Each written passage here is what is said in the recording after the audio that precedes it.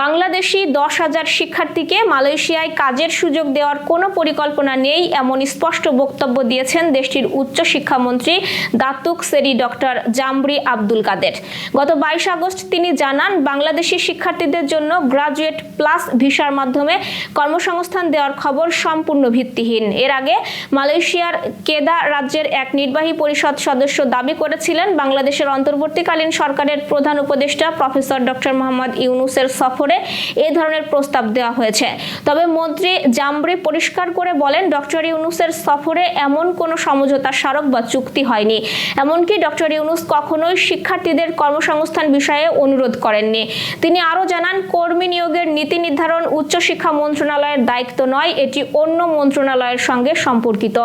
ভুল তথ্য প্রচারের বিষয়ে তিনি ওই নির্বাহী পরিষদ সদস্যকে সতর্ক করে বলেন, একাডেমিক নীতিমালা সততা ও যথার্থতার দাবি করে মিথ্যা তথ্য দিয়ে বিভ্রান্ত ছড়ানো উচিত নয়।